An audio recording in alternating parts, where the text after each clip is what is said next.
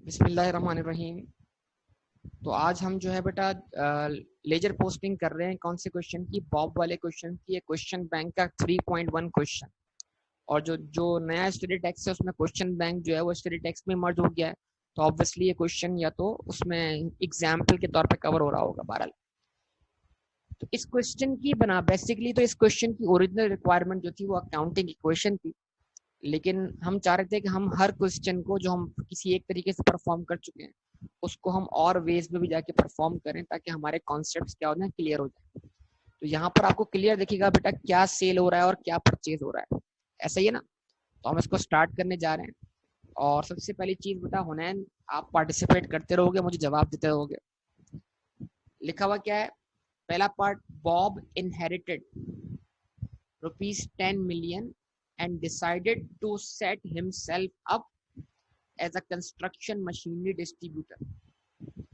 Bob ने विरासत में कितना रकम हासिल किया? विरासत में, इनहेरिटेंस में उसको कितनी रकम मिली? 10 million। अब बॉब का कोई इनाम निकल आए, बॉब की कोई प्राइस बॉन्ड खुल जाए, बॉब की जायदाद निकल आए, ये सब कुछ क्या होगा? ये उसकी पर्सनल प्रॉपर्टी होगी। यस और नो? तो कल तक तो ये 10 million बॉब की पर्सनल प्रॉपर्टी थी, लेकिन बॉब ने इस 10 million को कहाँ इन्वेस्ट करने का सोचा? बिजनेस में। तो जैसे ही बिजनेस में इन्वेस्ट कर दिया या बिजनेस में इन्वेस्ट करने के बारे में तय कर लिया, तो अब ये पर्सनल प्रॉपर्टी नहीं है, अब ये बिजनेस की प्रॉपर्टी बन जाएगी। तो ये बात तय कर लें कि भाई जो चीजें हम बिजनेस को ऑनर से अलग करके देखते हैं, हम ये बोलते हैं कि ऑनर के रिसोर्सेज जाती लेवल पे अलग है और बिजनेस के रिसोर्सेज अलग है। बिजनेस के रिसोर्सेज बिजनेस के एसेट बन के शो होंगे।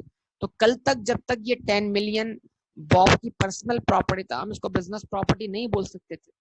लेकिन चूंकि अब ये 10 million बिजनेस में इन्वेस्ट हो गया, तो अब ये बिजनेस की प्रॉपर्टी, ये बिजनेस का एसेट। लेकिन हाँ, इसको जनरेट करने वाला क्योंकि बिजनेस का ऑनर खुद है, तो इस बात का एविडेंस किस नाम से रिकॉर्ड करेंगे? आप सब बताइए। कैपिटल के नाम से, पता है ना बेटा? तो जर्नलाइजिंग करते वक्त क्या एंट्री बनाई थी सबने? जर्नलाइजिंग करते वक्त क्या एंट्री बनाई थी? अच्छा, अब वो ट्रांजेक्शन बता रहा है। During July he entered into the following transaction. तो डायरेक्ट उसने बैंक अकाउंट ओपन किया बिजनेस का। तो एंट्री क्या बनी? Paid ₹10 million into business bank account. तो एंट्री क्या बनी? बैंक अकाउंट डेबिट हो गया बिजनेस का। और दूसरा इफेक्ट क्या बना बेटा, बताइए? दूसरा इफेक्ट क्या बना? कैपिटल क्रेडिट हो गया। अब बैंक बैंक को कहाँ डेबिट करो? बैंक के अपने अकाउंट में। और कैपिटल को कहाँ क्रिएट करो? कैपिटल के अकाउंट में। एंट्री नहीं आती बनाना बेटा ये वाली? होना है बेटा?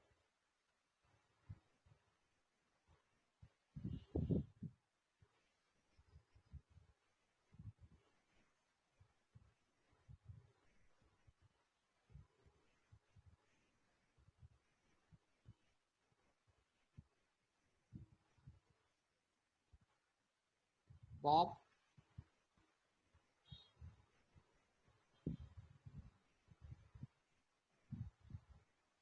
जनरल लेजर, ठीक है।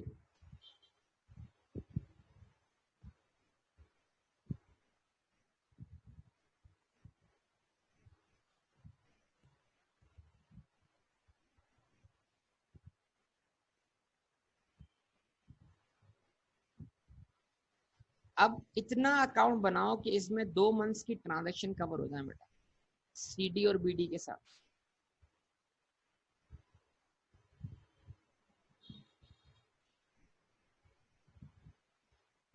ठीक है, स्पेस इतना रखो।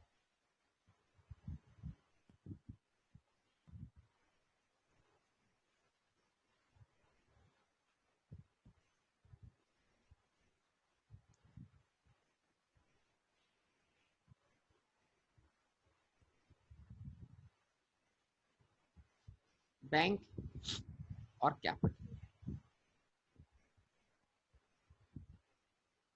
अब अपनी आसानी के लिए इसमें जीरो बहुत ज्यादा लगे हुए, तो मैं क्या करता हूँ, ऊपर मेंशन करता हूँ कि भाई सारी वैल्यूज मैंने किस में ली है, रुपीज इन थाउजेंड में। तो इस तरह क्या होगा, मेरे लिए भी सॉल्व करना क्या हो जाएगा, आसान हो जाएगा। क्या ख्याल, एग्जाम में अपना टाइम सेव करना चाहिए नहीं करना चाहिए?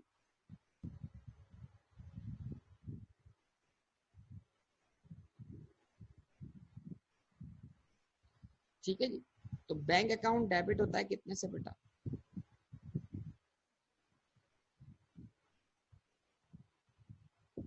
10,000 से। और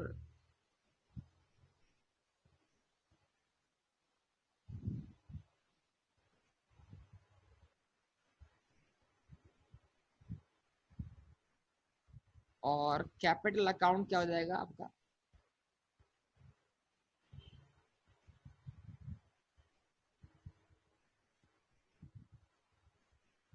क्रेडिट हो जाएगा कितने से, 10,000 से।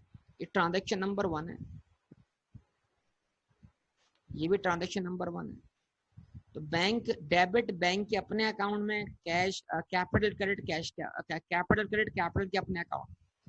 तो बैंक डेबिट क्यों हो रहा है, ये पैसा कहाँ से आ रहा है, इसकी क्रॉस रेफरेंसिंग क्या हुई। अगर बैंक डेबिट हुआ तो उसके बदले क्रेडिट क्या हुआ है, कैपिटल। और अगर कैपिटल क्रेडिट हुआ है तो उसके बदले डेबिट क्या हुआ है, बैंक। ठीक है, उसके बाद नेक्स्ट ट्रांजेक्शन हमारे पास क्या है, बॉट मशीन वन। आप समझाते हैं मशीन वन, अब वो क्योंकि कौन है, ऊपर लिखा हुआ आ गया ना, जरा देखें सब लोग,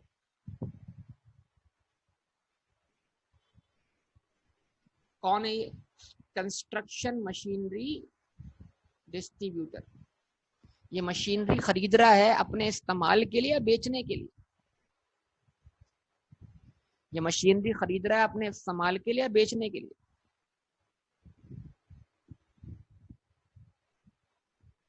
जवाब दें सब लोग बेटा। ये मशीनरी खरीद रहा है आगे सेल करने के लिए, with the intention, with the intention to what, resell. तो जो भी आइटम बिजनेस खरीदता है with the intention to resell, उसको हम बिजनेस की लैंग्वेज में क्या बोलते हैं बेटा, इन्वेंट्री। ऐसा ही है ना। तो हम मशीन को मशीन के नाम से डेबिट करें या इन्वेंट्री के नाम से डेबिट करें,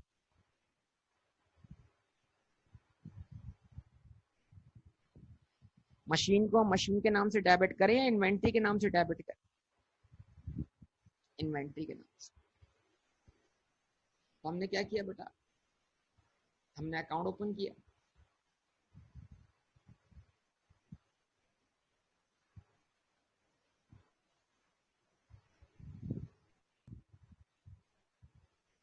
इस अकाउंट को भी इतना ओपन करें कि इसमें भी आपकी 2 मंथ्स की ट्रांजैक्शन आ जाए।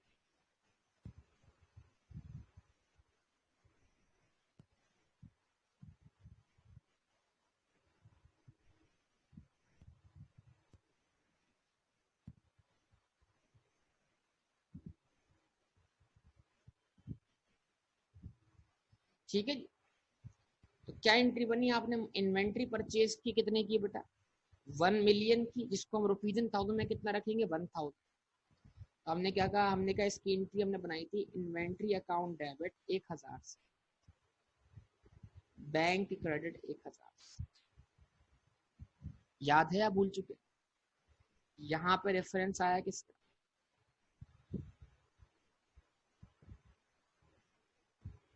इन्वेंट्री का। और यहाँ पे रेफरेंस आया किसका, बैंक का। ये ब्रैकेट में चीज लिख दी M1, M1 मतलब याद रहे कि ये मशीन वन की कॉस्ट है।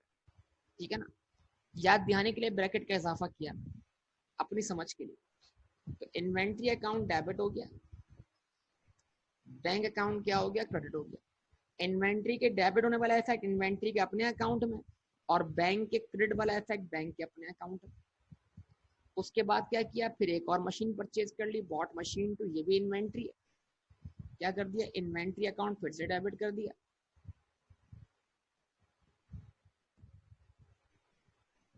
2,500 से।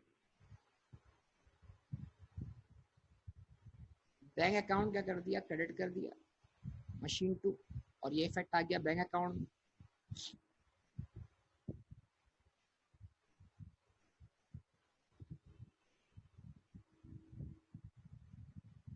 ठीक है, उसके बाद नेक्स्ट ट्रांजैक्शन,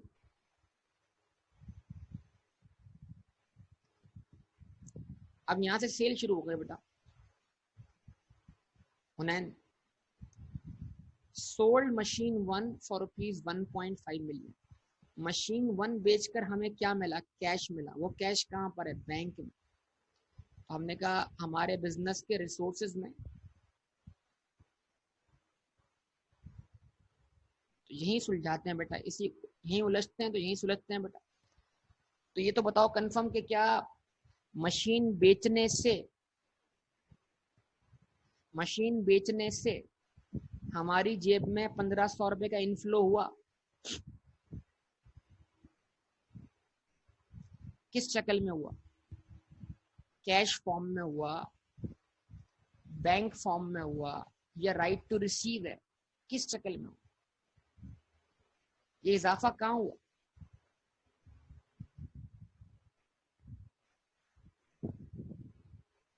जवाब दो बेटा। बिजनेस के अंदर 1500 रुपए जनरेट हुए, ये 1500 रुपए बिजनेस की जेब में।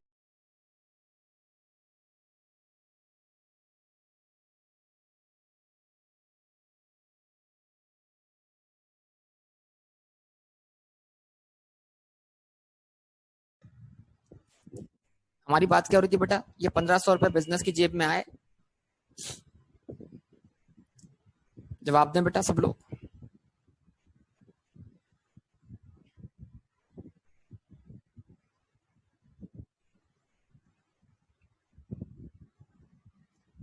हाँ बेटा, हुनैन हुनैन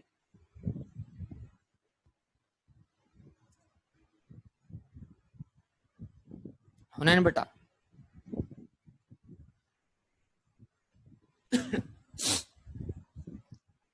1500 रुपए से बिजनेस के रिसोर्सेज इंक्रीज हुए बेटा। हुनैन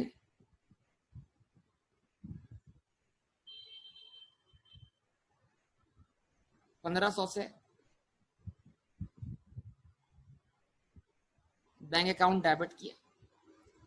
अब ये 1500 रुपए कहां से जनरेट हुए, देखें मैं आपको पहले ही बोल चुका हूं कि अगर आपके पास रिसोर्सेज में इजाफा होता है तो उसके पीछे वजूहात क्या हो सकती है। आपके पास रिसोर्सेज इंक्रीज कैसे होते हैं, नंबर 1 रिसोर्सेज इंक्रीज हुआ, घर से पैसा लाए, कैपिटल क्रेडिट हो गया। रिसोर्सेज इंक्रीज हुआ, उधार लिए, लायबिलिटी। लेकिन अगर रिसोर्सेज इंक्रीज होते हैं बिजनेस के ऑपरेट करने से, तो ये ऑपरेट करना क्या है, बिजनेस का रेवेन्यू जनरेट करना है। तो इसका मतलब क्या है कि आप बैंक डेबिट करें, और आप इस बैंक के बढ़ने की वजह तो बताए ना कि यार ये मेरे बिजनेस ने 1500 रुपए कमाए हैं, या मेरे बिजनेस के अंदर 1500 रुपए का इजाफा हुआ है।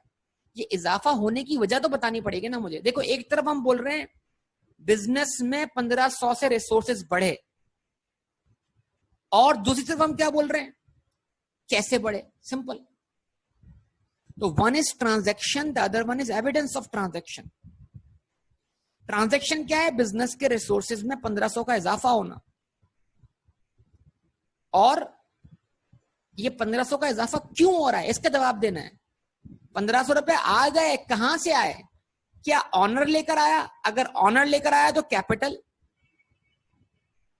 अगर किसी से उधार लिए तो लायबिलिटी, और अगर ये पैसे बिजनेस ने कमा के दिए तो फिर क्या है, रेवेन्यू। हाँ बेटा आप बोलिए, ये तो बड़ी क्लियर बात है ना यार। आपको पॉकेट मनी मिलती है, आपने खुद कमाई।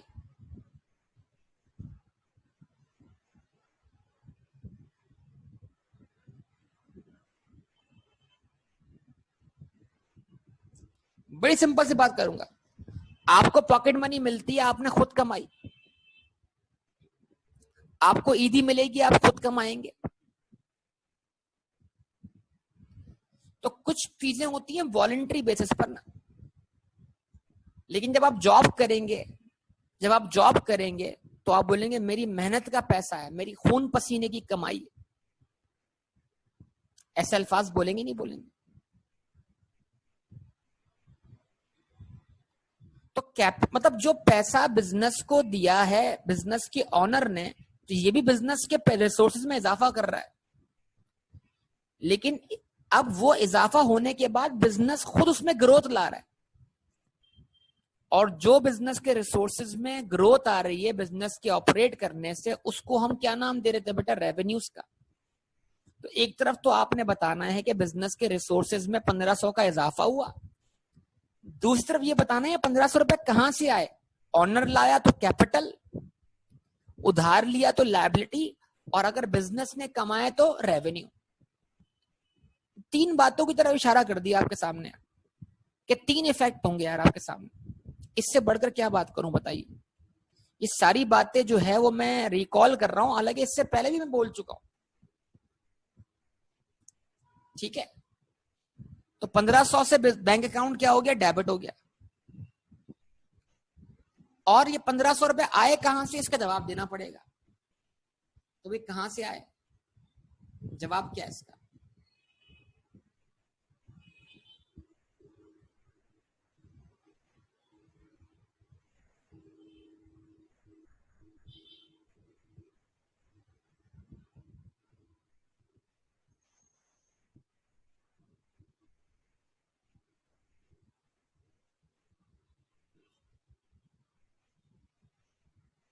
सेल्स। तो आपने एंट्री पास की कि 1500 से बैंक डेबिट हुआ, 1500 से क्या हुआ? सेल्स क्रेडिट हो गई।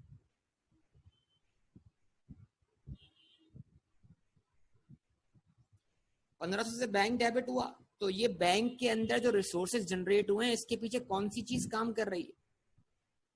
जवाब क्या होगा सर?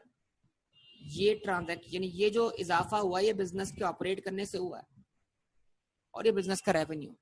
तो अगर बैंक डेबिट हुआ है 1500, तो इसके इसके क्रॉस रेफरेंसिंग के तौर पे सेल्स क्या हुआ? क्रिएट हुआ। और ये रेवेन्यू किस शक्ल में जनरेट हुआ है? ये रेवेन्यू जिस शक्ल में जनरेट हुआ उस शक्ल का नाम क्या है बेटा? बैंक। ठीक है, तो एंट्री बनी बैंक डेबिट सेल्स क्रेडिट। अब हमारे पास तो 1500 आ गए, इस 1500 को हासिल करने के लिए हमारे पास से क्या गया?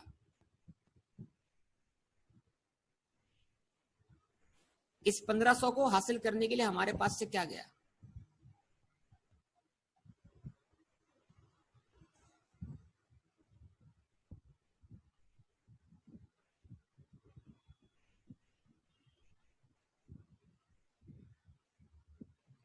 इस 1500 को हासिल करने के लिए हमारे पास से क्या गया?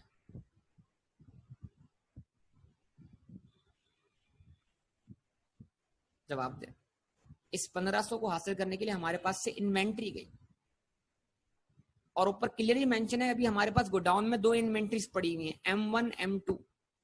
कौन सी वाली इन्वेंट्री गई? तो इन्वेंट्री का क्रेडिट होना गोडाउन से इन्वेंट्री के जाने को रिप्रेजेंट करेगा। जिसका मतलब क्या है? मैंने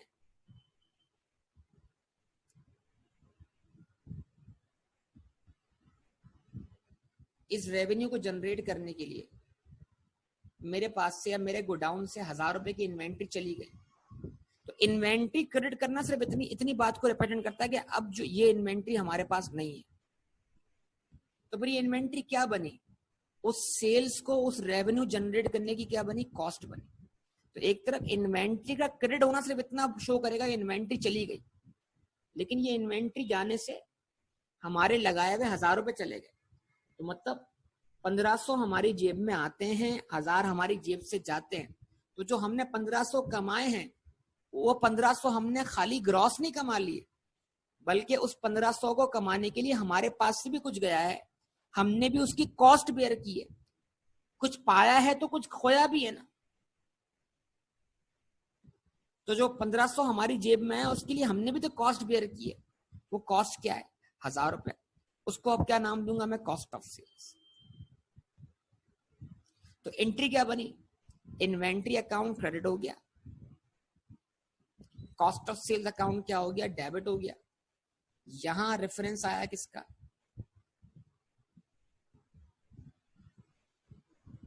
कॉस्ट ऑफ सेल्स का।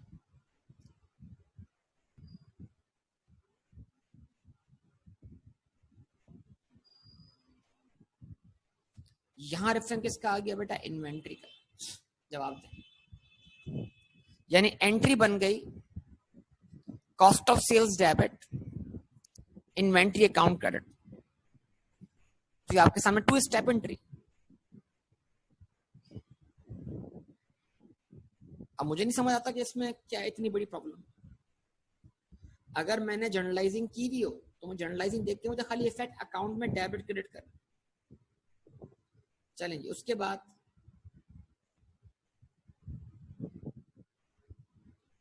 अब अगला पॉइंट क्या है बेटा? क्या पे किया? रेंट पे किया। रेंट क्या है बिजनेस के लिए? एक्सपेंस। एक तरफ पेमेंट रिकॉर्ड करेंगे, एक तरफ एक्सपेंस रिकॉर्ड करेंगे।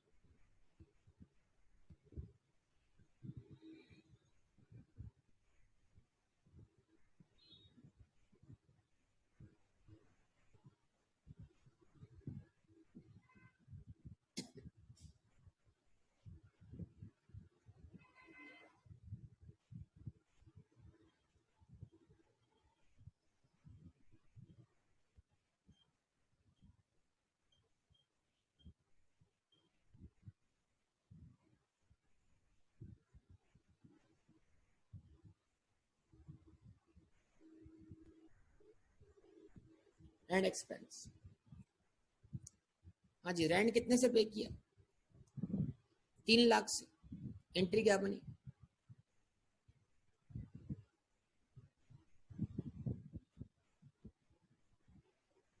अब इसको मैं 3 लाख तो नहीं लिखूँ ना, इसको मैं 300 लिखूँ ना, क्योंकि मैंने सब चीजें रुपीज इन थाउजेंड में ली। एक पेज पलटने से मैं एग्जाम में गलती ना कर जाऊं। मुझे याद होना चाहिए कि भाई सब कुछ मैंने रुपीज इन थाउजेंड में लिया। रेंट एक्सपेंस डेबिट 300 से। ठीक है कि 300 मेरा एक बिजनेस को ऑपरेट करने की कॉस्ट है। मजीद फर्दर 300 से रेंट एक्सपेंस हो गया डेबिट, और 300 से आपका बैंक बैलेंस क्रेडिट। यहां पर रेफरेंस आ गया क्रॉस रेंट एक्सपेंस का, और वहां पे रेफरेंस आ गया किसका बेटा? बैंक का। जवाब दें आप लोग। उसके बाद क्या खरीदा बेटा? Bought office equipment. अब ये ऑफिस इक्विपमेंट क्यों खरीदा उसने? ऑफिस इक्विपमेंट क्यों खरीदा उसने? बेचने के लिए या बिजनेस यूज के लिए?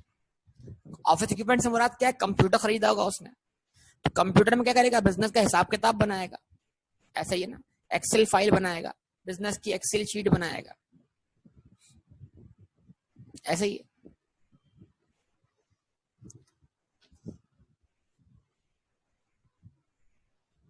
क्या कर ले बेटा?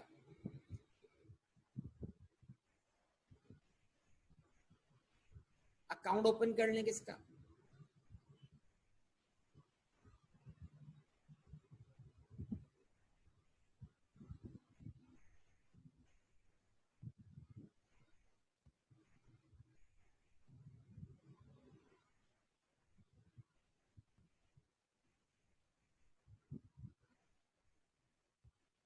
ऑफिस इक्विपमेंट का। ठीक है जी। तो कितने का परचेज किया ऑफिस इक्विपमेंट बेटा? 200। तो ऑफिस इक्विपमेंट बतौर एसेट डेबिट 200 से। पेमेंट्स की भी कहां से हुई है? बैंक से। तो बदले में कौन सा अकाउंट क्रेडिट हो रहा है? बैंक अकाउंट क्रेडिट हो रहा है। जो सबसे आसान क्वेश्चन था उसमें कोई उधार नहीं था। बैंक क्रेडिट, बैंक से 200 रुपए खर्च हुए, कहां किस काम में इस्तेमाल हुए? सर ऑफिस इक्विपमेंट परचेज किया। ठीक है जी। नेक्स्ट ट्रांजैक्शन बोलिएगा, क्या है नेक्स्ट ट्रांजैक्शन?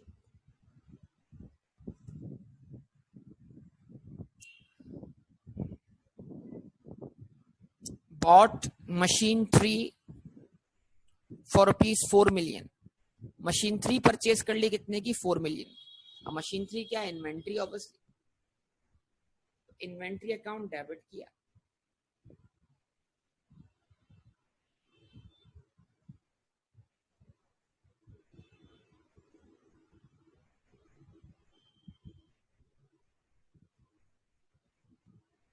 और बैंक अकाउंट क्या कर दिया, क्रेडिट कर दिया।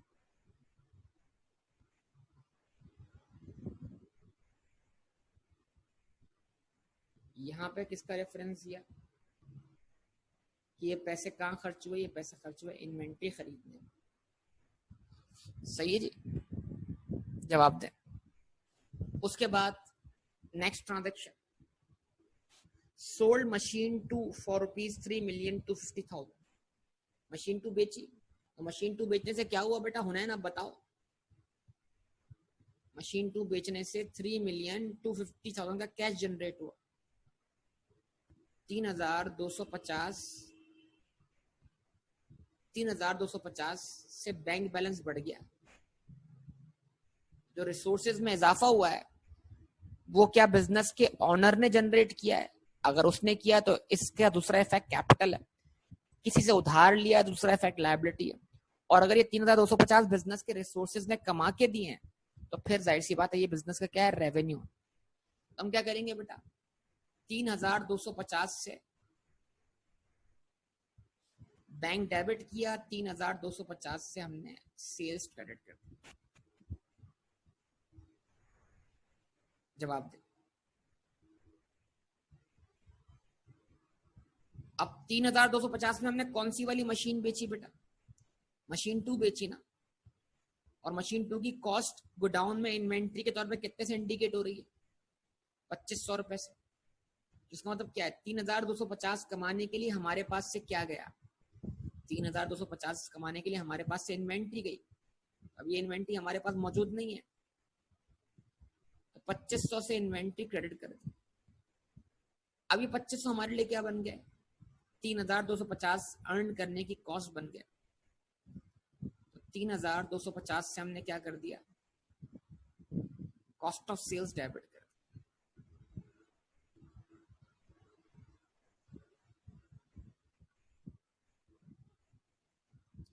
तो इन्वेंट्री अकाउंट क्या हुआ, क्रेडिट हो गया। Cost of sale account debit हुआ। कॉस्ट ऑफ सेल में रेफरेंस आया किसका, इन्वेंट्री का। और इन्वेंट्री में रेफरेंस आएगा किसका, cross reference, cost of sales.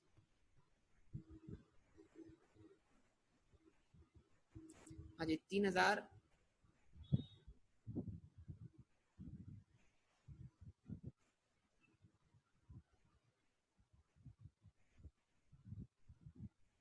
Cost of sales debit 2,500 से और इन्वेंट्री क्रेडिट 2,500 से। बताइए बेटा, अब इसका क्या लिखा हुआ है, Drew ₹400,000 in cash from the business. Business से निकाल लिए पैसे, Drew business from the business. अगर होता ड्यू 400,000 फॉर द बिजनेस तो मतलब क्या होता, कैश इन हैंड आ गया, कैश एट बैंक से निकलकर। लेकिन क्योंकि फ्रॉम द बिजनेस है, बिजनेस से ही पैसा बाहर निकाला है, तो बिजनेस से पैसा बाहर किसने निकाला है, बिजनेस के ऑनर ने निकाला है। क्यों निकाला है, ऑब्वियसली अपने पर्सनल यूज के लिए निकाला है। जवाब दे।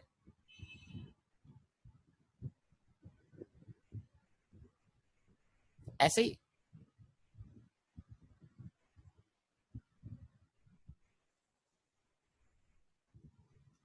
क्या नाम दे इसको बेटा, ड्राइंग्स का। कितना पैसा निकाला, 400,000, 400 रुपए, रुपीज इन 1000 में। तो 400,000 से क्या कर दिया आपने, बैंक क्रेडिट कर दिया। यहां पे क्या लिखा आपने, ड्राइंग्स। और अगले पेज पे क्या कर दिया आपने,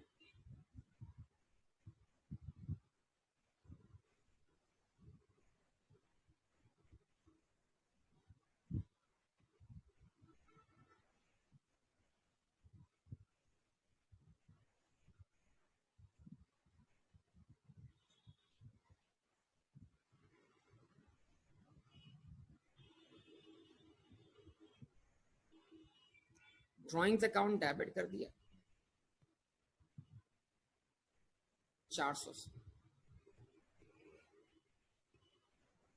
ये मंथ कंप्लीट हो गया, और जब भी मंथ कंप्लीट होगा उसके बैलेंस निकाल ली जाएंगे। अब तय करना है कि क्या इस मंथ का प्रॉफिट निकालना है या इस मंथ का और अगले मंथ का मिला के निकालना है। अगर इस मंथ का और अगले मंथ का मिला के निकालना तो फिर सारे बैलेंस सी डी और बी डी होंगे।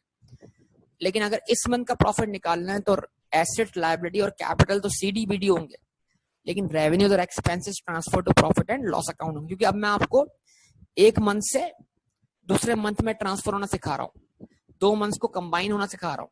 तो हम क्या करेंगे, सबको बैलेंस शीट रिकॉर्ड करेंगे। जवाब देंगे please,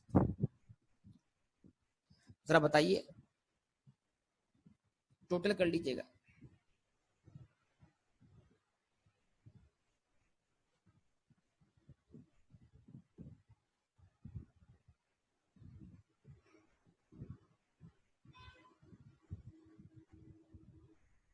what is the balance sheet of bank? बोलिए बेटा, बैंक का बैलेंस शीट क्या है?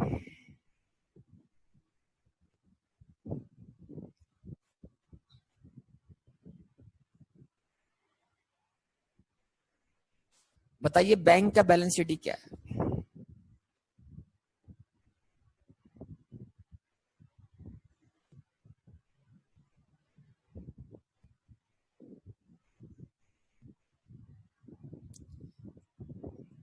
टोटल बनता है 10,000, 1,000, 3,000, 14,750। टोटल 14,750 का कैश जनरेट हुआ।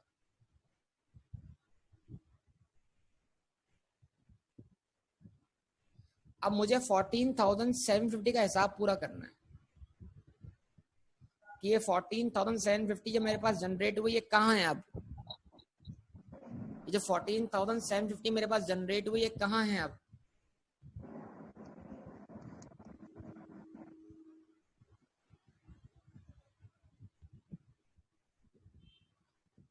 तो हमने कहा 14,750 जो हमारे पास जनरेट हुए, उसके 2 हिस्से हुए, कुछ खर्च हो गए और कुछ बच गए। जो खर्च हो गए वो 1,000, 200, 2,500, 300, 200, 4,000 और 400 की शक्ल में दिख रहे हैं। तो बच गए वो कितने? तो अगर आप 14,750 में से बेटा 1,000 माइनस 2,500 माइनस 300 माइनस 200 माइनस 4,000 और माइनस 400 करो तो बैलेंस क्या बचता है? बताइए, बैलेंस 6,350 है आंसर या 2,250? क्या आंसर है?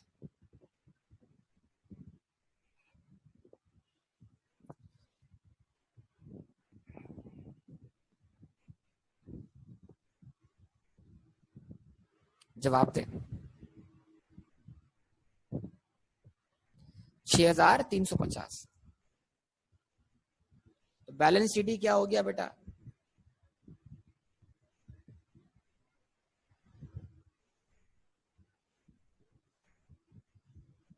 $6,350 हो गया।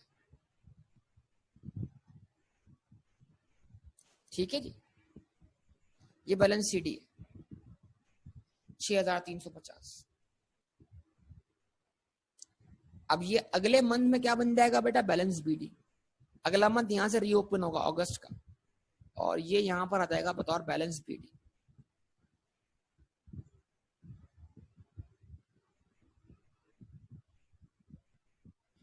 यानी नो नो, आप गलती कर रही हैं कैलकुलेशन।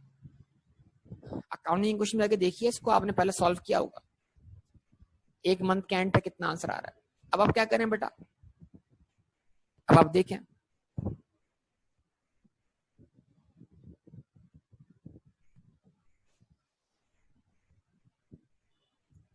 कि भाई मतलब जुलाई के मंथ में जो भी बैंक का हिसाब किताब था वो मुकम्मल हो गया। अब जुलाई के एंड पर हमारे पास बैंक बैलेंस कितना बचा? 6,350। तो अब हमें हिसाब जो करना होगा अगस्त का, वो 6,350 से करना होगा। मतलब अब हम जो इजाफा करेंगे वो 6,350 में करेंगे, और जो कमी लाएंगे वो इस 6,350 में लाएंगे। क्यों? अगर मैं ट्रांजेक्शन को पाइल अप करता रहूं तो फिर मुझे हर बार कैलकुलेटर पे जो सम करना होगा वो 10,000 से करना होगा, तो ये मेरे लिए बड़ा मुश्किल हो जाएगा। अगर मैं मंथली इसको क्लोज ना करूं तो फिर मेरे लिए बड़ा मसला हो जाएगा। तो ये आपको मंथली क्या करना है, क्लोज करना है, ताकि एक महीने का हिसाब तो निमट चुका हो। वरना क्या होगा, फिर आपको हर बार कहानी शुरू करनी पड़ेगी वहां से जहां से आपने इस बैंक अकाउंट को बनाना शुरू किया था। तो हर मंथ पे आप उसको क्लोज कर दें और फिर आप उसको ओपन कर लें, ठीक है ना? तो फिर ताकि आपकी जो कैलकुलेशन हो फिर वो उसी मंथ में परफॉर्म हो। बिल्कुल इक्वेशन में भी ऐसा करने को कहा था मैंने। अच्छा, उसके बाद कैपिटल, कैपिटल का अकाउंट कितना है बेटा? 10,000। क्लोज कर दिया आपने इसको, और 10,000 को क्या मान लिया आपने? Balance CD.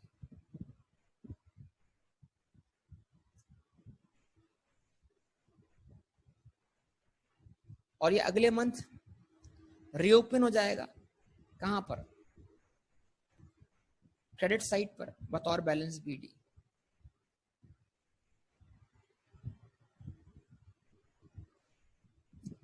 ठीक है, उसके बाद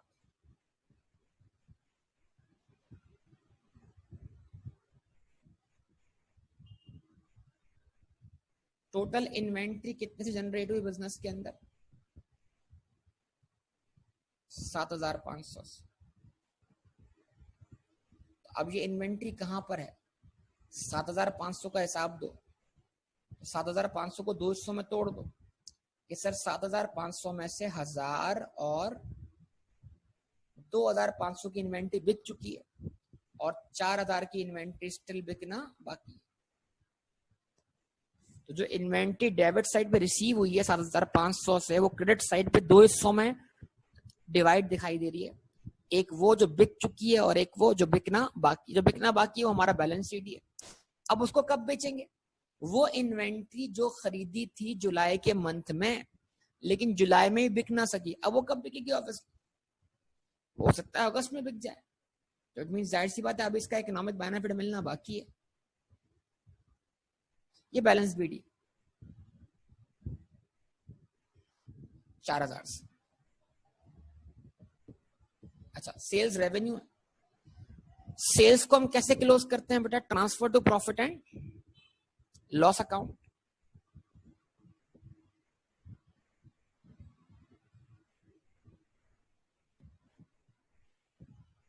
जवाब दे। लेकिन क्योंकि मैं अभी 2 मंथ्स को मिला के निकालना चाह रहा हूं तो मैं क्या करूंगा, इसको भी बैलेंस शीट ही कर दूं। मैं चाह रहा हूं मैं प्रॉफिट निकालूं जुलाई और अगस्त का मिलाकर, तो मैंने बैलेंस शीट ही कर दिया। 1,500 और 3,250, 4,750।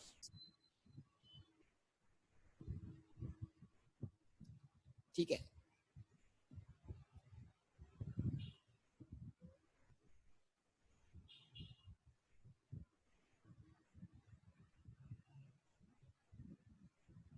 और ये 4,750 क्या हो जाएंगे?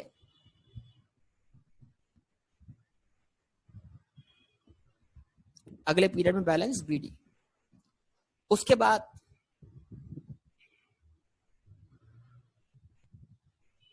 कॉस्ट ऑफ सेल्स,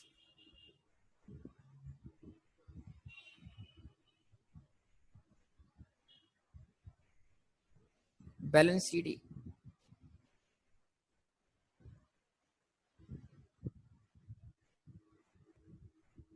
3,500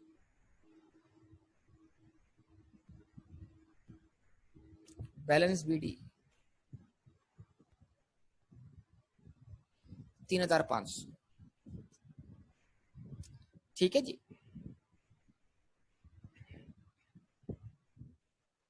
ये आपके सामने।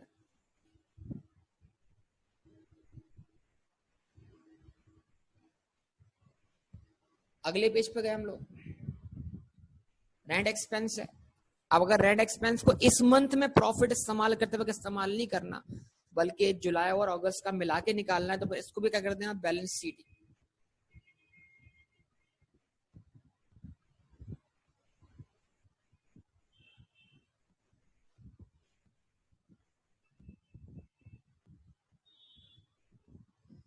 ऑफिस इक्विपमेंट तो एसेट है, ये तो होगा ही बैलेंस शीट।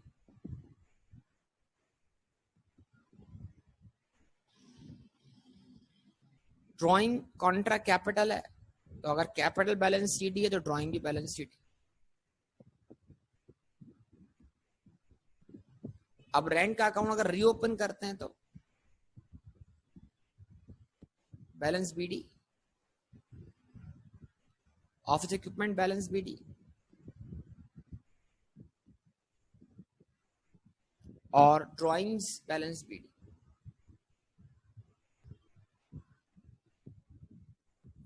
कि जुलाई और अगस्त की ड्राइंग मिलाकर हम ले जाएंगे। ठीक है बेटा, तो मैंने क्या किया, जुलाई के मंथ को क्लोज किया और उसको रीओपन किया अगस्त में। अब अगस्त की ट्रांजैक्शन बीडी के बाद परफॉर्म हो, अगस्त की ट्रांजैक्शन जो होंगी वो बीडी के बाद परफॉर्म हो। जवाब दीजिए बेटा सब लोग, अगस्त की ट्रांजैक्शन जो है वो बीडी के बाद परफॉर्म हो।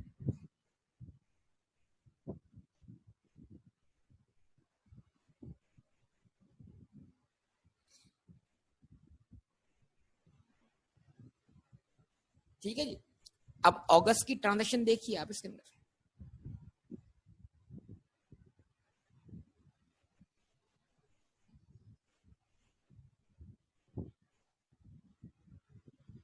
क्या है अगस्त की ट्रांजैक्शन, कि बॉट किया मशीन 4 एंड मशीन 5, तो क्या हुआ,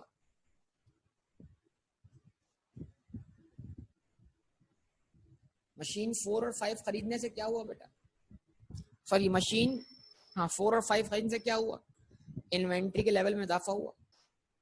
मशीन 4 खरीदी आपने कितने की,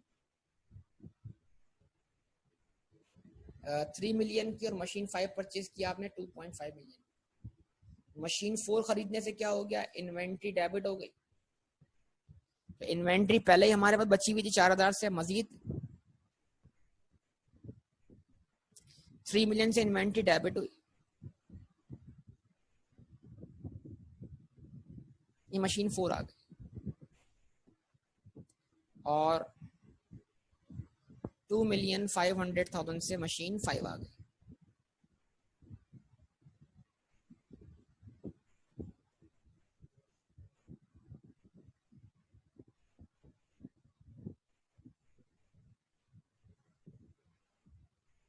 तो 3,000 से इन्वेंट्री अकाउंट डेबिट कर दिया, 2,500 से भी इन्वेंट्री अकाउंट डेबिट कर दिया। दो दो इन्वेंट्रीज डेबिट की, क्यों, क्योंकि एक मशीन 3 है और एक मशीन, सॉरी एक मशीन 4 और एक मशीन 5 है।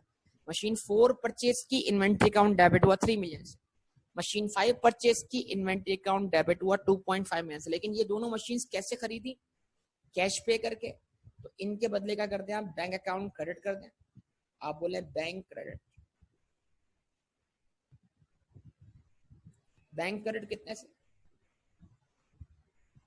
3 मिलियन से।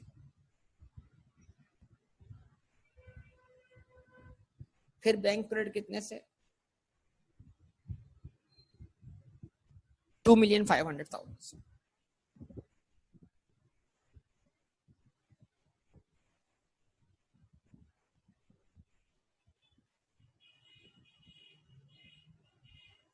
क्रॉस रेफरेंस ऑब्वियसली किसका आएगा बेटा, इन्वेंट्री का है।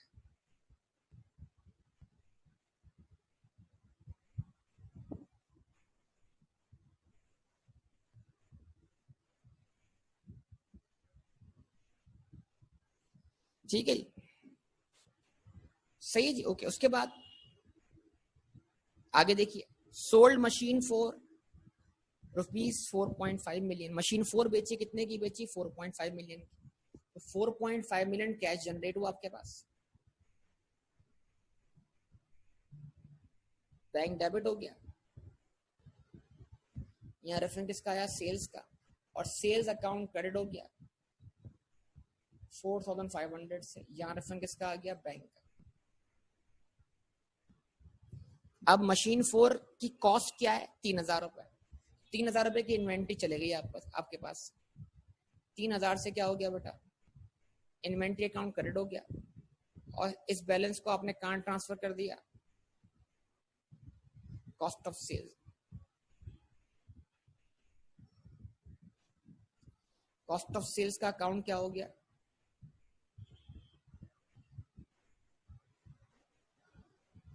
कॉस्ट ऑफ सेल्स का अकाउंट डेबिट हो गया 3,000 से।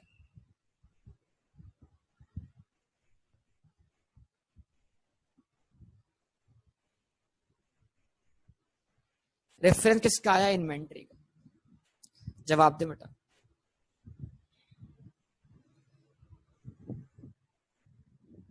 उसके बाद सोल्ड मशीन 4 हो गया ना, उसके बाद क्या है बेटा, received a telephone bill for ₹100,000 which he paid.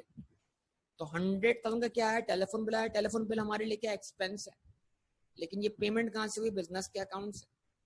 तो 100 से क्या हो गया, बैंक बैलेंस कम हो गया। ये पेमेंट किस काम के लिए हुई, टेलीफोन एक्सपेंस। तो यहाँ पर मैंने कौन सी एंट्री बनाई, बैंक क्रेडिट वाली। 100 से बैंक क्रेडिट हो गया। अब इसको डेबिट कहाँ करूँ, इसको डेबिट करूँ टेलीफोन एक्सपेंस अकाउंट। और पिछले मंथ टेलीफोन एक्सपेंस नाम ये अकाउंट मौजूद नहीं था। अब क्या होगा, अब ये अकाउंट ओपन करना पड़ेगा आपको।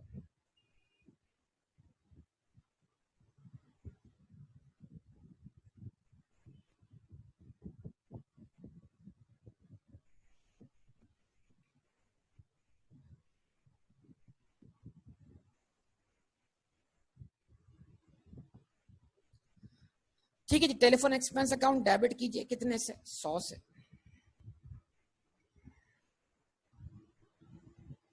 यहां रेफरेंस किसका आ गया, bank. Telephone expense account debit हो गया, बैंक अकाउंट क्या हो गया, क्रेडिट हो गया। उसके बाद मशीन 5 बेची है, कितने की, 1800 रुपए की।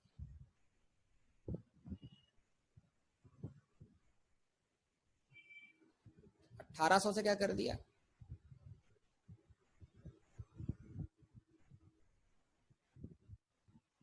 बैंक अकाउंट डेबिट कर दिया। और 1800 से सेल्स अकाउंट क्या कर दिया, क्रेडिट कर दिया।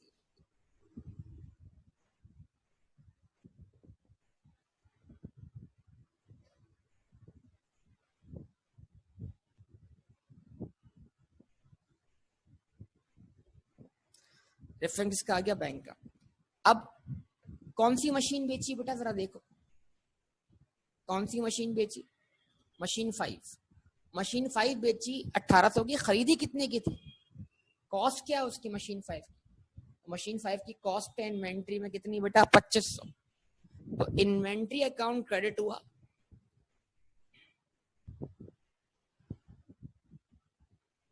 इन्वेंट्री अकाउंट क्रेडिट हो गया कितने से,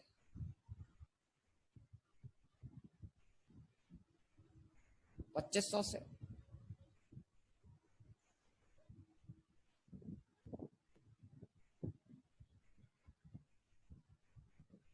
और cost of sales account debit हो गया 2500 से।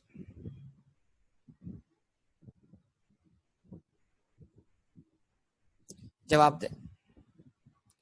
तो बेटा नुकसान भी तो सिखाना है, बिजनेस में नुकसान नहीं होता क्या, आप तो अकाउंटिंग कर रहे हो, आपको सब कुछ सिखाना है ना बेटा। अब तुम ये बोलोगे नुकसान क्यों हो गया, वो तो नुकसान जिस उसने किया जिसने ये चीज बेची है। तुम अकाउंटेंट हो, तुमने बेचा थोड़ी है, तुम सेल्समैन थोड़ी हो। तुम्हारे पास तो जो ट्रांजैक्शन हो रही है तुम्हें उसको रिकॉर्ड करना सीखना है बेटा। तुम सेल्समैन हो, तुम अकाउंटेंट हो, बताओ। इन तुम समझ रहे हो चीज बेची भी तुमने खुद है और रिकॉर्ड भी तुम खुद ही कर रहे हो, ऐसा तो नहीं है ना बेटा। तुम्हारे पास तो जो खबर आ रही है वो खबर बतानी है। अगर तुम एक रिपोर्टर हो किसी टीवी चैनल के, तो तुम बताओगे एक्सीडेंट हुआ है। अब तुमने बोला यार एक्सीडेंट क्यों हो गया, ये तो अजीबोगरीब बात है भाई, क्यों हो गया एक्सीडेंट, नुकसान हो गया है, अपनी जगह पर है। आपने थोड़ी नुकसान किया है यार अपने हाथों से। आपको जो खबर मिल रही है आप तो उसकी रिपोर्टिंग कर रहे हो, आप तो उसकी अकाउंटिंग कर रहे हो बेटा। कुछ समझे अमान बेटा, क्या कह रहा हूं मैं। नुकसान भी तो सीखना है ना। तो बिजनेस में नुकसान भी होता है, नफा भी होता है। अच्छा, उसके बाद due ₹600,000 in cash from the business. Business से 6 लाख रुपए मजीद विड्रॉ कर लिए ऑनर के अपने पर्सनल यूज के लिए। तो क्या हुआ बेटा, बैंक अकाउंट क्या हो गया, 600 से क्रेडिट हो गया। रेफरेंस आ गया ड्राइंग्स का।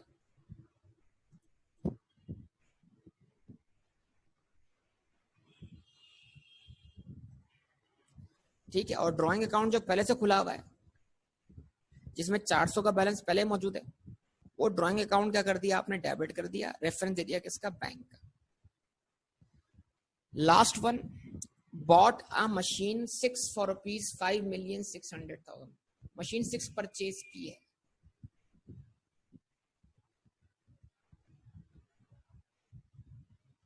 मशीन 6 परचेज की है, मशीन 6 क्या है? इन्वेंट्री है। इन्वेंट्री का बैलेंस बढ़ गया 5,600,000 से।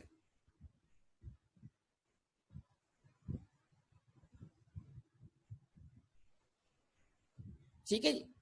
और बैंक बैलेंस में कमी आ गई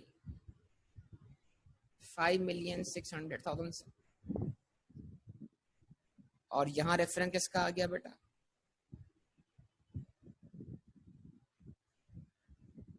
इन्वेंट्री का। चलो जी, टोटल कर लें और अब निकाल लें आप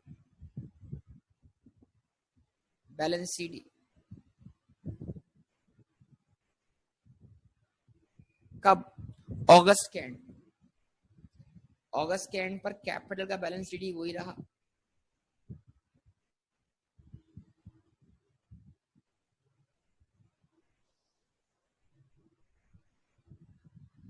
जवाब दे बेटा।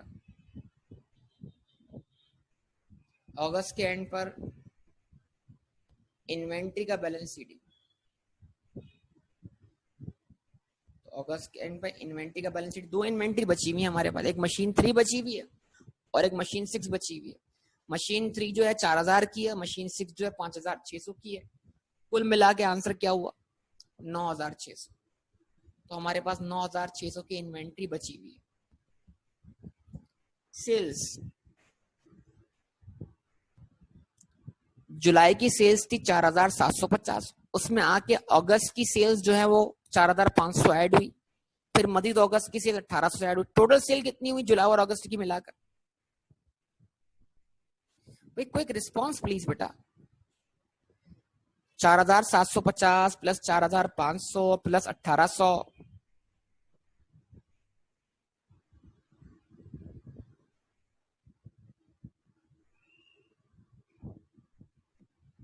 Response please.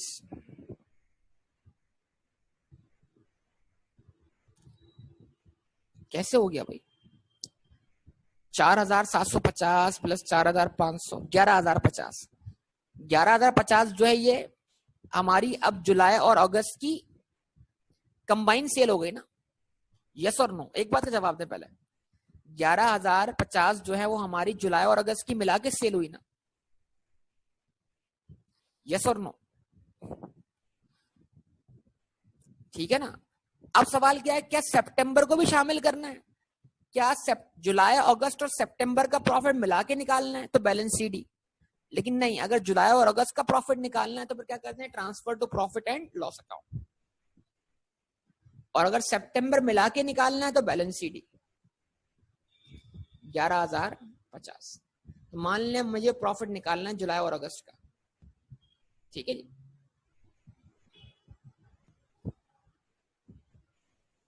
उसके बाद कॉस्ट ऑफ सेल्स,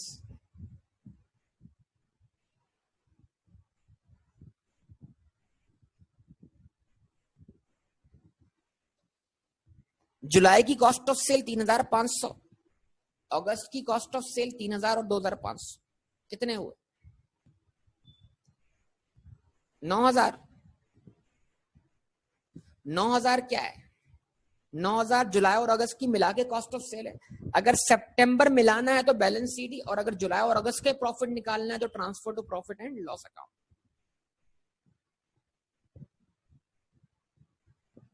9,000 से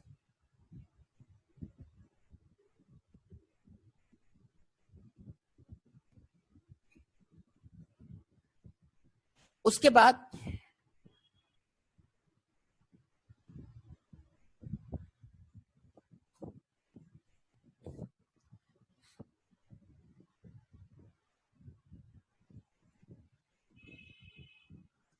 उसके बाद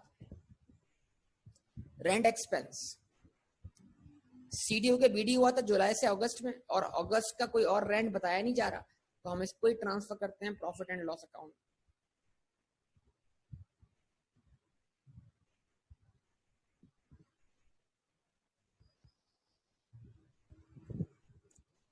ऑफिस इक्विपमेंट बैलेंस सीडी हुआ था, बीडी हुआ था 200 से, अब दोबारा सीडी कर दें, एसेट है।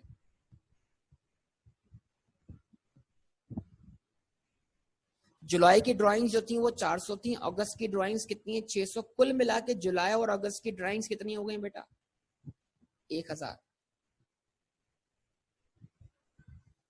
टेलीफोन एक्सपेंस हुआ अगस्त के मंथ में, इससे पहले नहीं था, तो अगस्त के मंथ का ही टेलीफोन एक्सपेंस ट्रांसफर करते हैं प्रॉफिट एंड लॉस अकाउंट। अब प्रोड्यूस कर लें ट्रायल बैलेंस, ये आपको ट्रायल बैलेंस मिल जाएगा।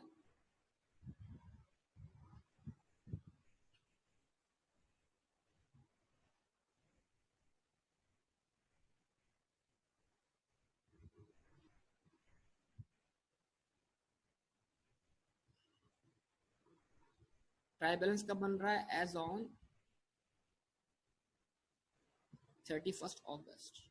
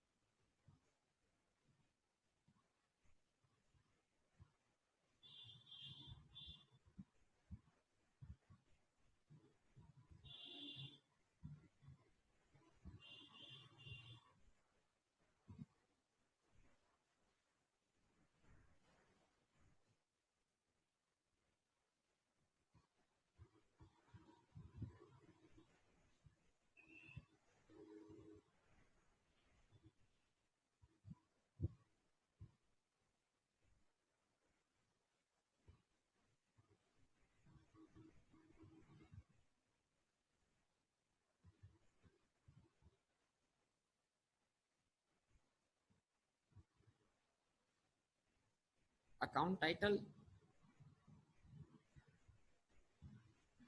डेबिट एंड क्रेडिट, ठीक है। बताइए अकाउंट टाइटल, बैंक का क्लोजिंग बैलेंस क्या है, वो तो रह गया बैंक का बैलेंस 850 था।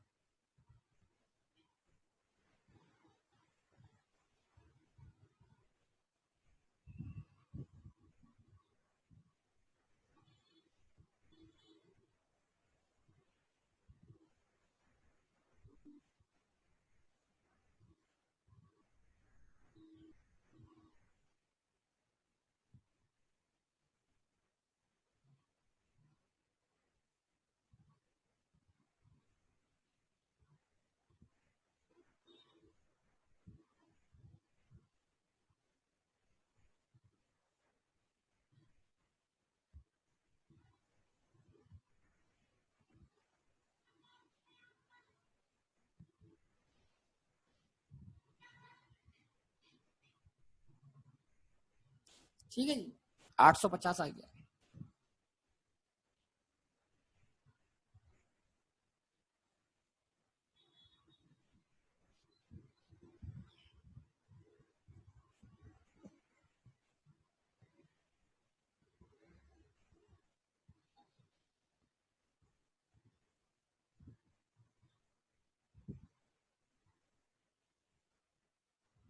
850 से बैंक बैलेंस आ गया डेबिट साइड पर। उसके बाद बताइए कैपिटल,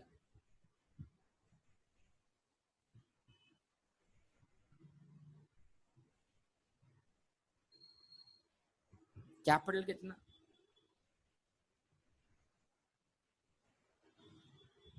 10,000।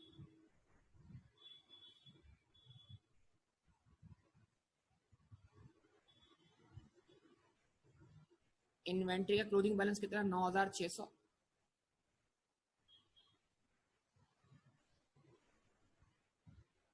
सेल्स का बैलेंस कितना,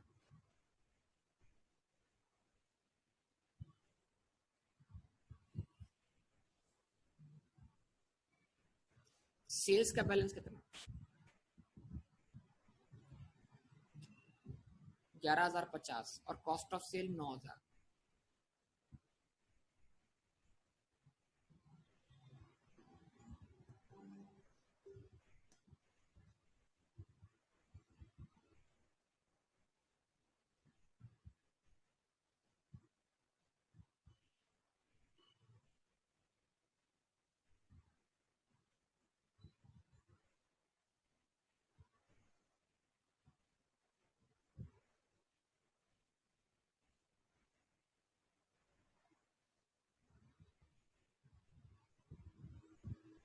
उसके बाद रेंट एक्सपेंस कितना 300,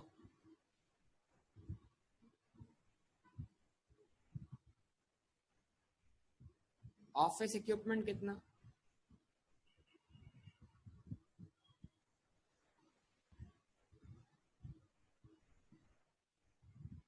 200,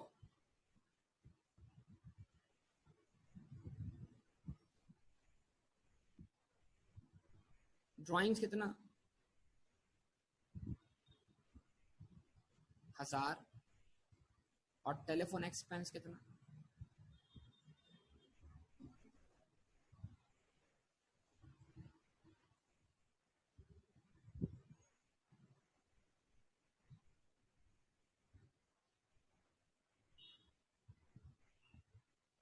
100।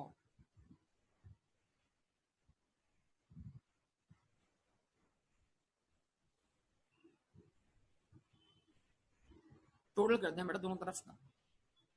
राइट हैंड साइड तो क्लियर दिख रही है 21,050, तो क्या लेफ्ट हैंड साइड भी 21,050 है?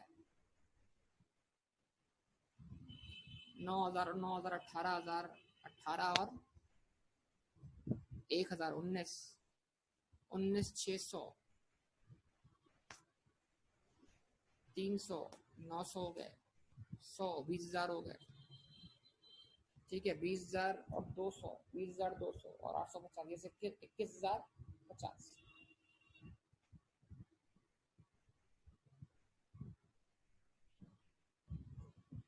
ठीक है बेटा, बैलेंस है। अब ये क्या सीखने को मिला हमें, मतलब मकसद क्या था इस क्वेश्चन को सॉल्व करने का? मकसद ये था कि एक मंथ क्लोज करने के बाद हम अगले मंथ में कैसे ट्रांसफर होते हैं, और वो अगला मंथ भी हमारे सेम अकाउंटिंग पीरियड में क्या करता है, फॉल करता है। तो जुलाई और अगस्त जो जो दोनों थे वो सेम अकाउंटिंग पीरियड थे, मतलब जिन मंथ्स का प्रॉफिट मिला के निकाला जाएगा वो मंथ्स जो है वो सेम अकाउंटिंग पीरियड कहलाएंगे। आमतौर पे सेम अकाउंटिंग पीरियड में कितने मंथ्स होते हैं? 12 मंथ्स होते हैं। ठीक है, तो ये छोटी छोटी बातें हैं, इनको सीखने की जरूरत है, इनको इग्नोर नहीं करना, इनको याद रखना है बेटा। बाज़ दफा हम बातें सुन के भूल जाते हैं।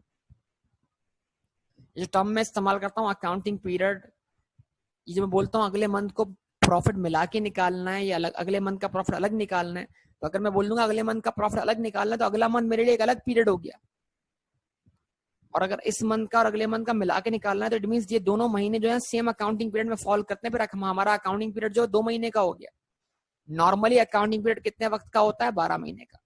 तो यानी कि आमतौर पर प्रैक्टिस ये है कि 12 महीने का प्रॉफिट इकट्ठा निकाला जाता है साल के एंड पे।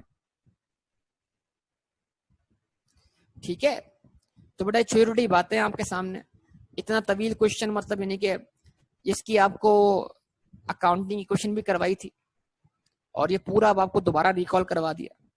अब तो आपको थोड़ी मेहनत करनी पड़ेगी, ऐसा ना करें आप इसके ऊपर। रजिस्टर में चेक कर नहीं सकता हूँ इस वक्त, देखूं आपने अगर आपने ये वाले मामला किए हैं कि आपने स्क्रीनशॉट लेके गुजारा कर लिया, आपने रजिस्टर मेंटेन नहीं किया, तो उसूल यही है कि पहले जो क्वेश्चन मैं सॉल्व करता हूँ उसको आप सॉल्व करें आप रजिस्टर में, उसके बाद आप होमवर्क की तरफ जाएं, फिर आपसे होमवर्क होगा ना बेटा। ऐसे थोड़ी है कोई, बाइक चलानी है तो बाइक चलाने के लिए बाइक लड़खड़ाएगी भी बेटा।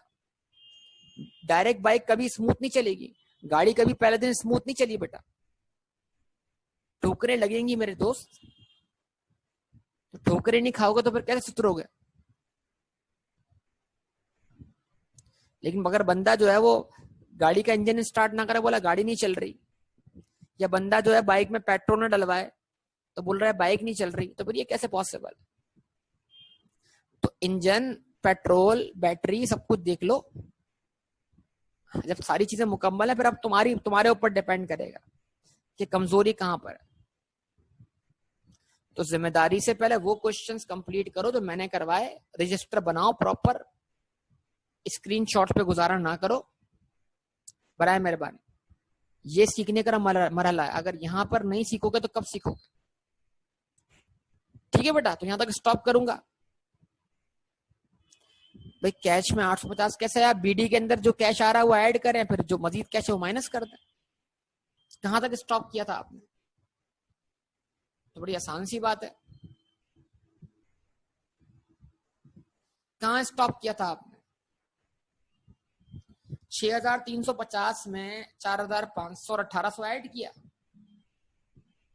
और जो जो पैसे गए वो लेस कर दिए।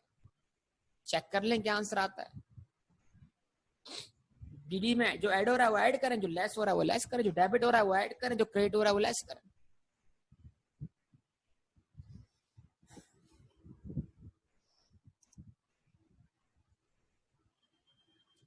ठीक है जी, तो मैं इसको स्टॉप करूंगा, इंशाल्लाह बाकी डिस्कशन होगा हमारा अगली क्लास के अंदर।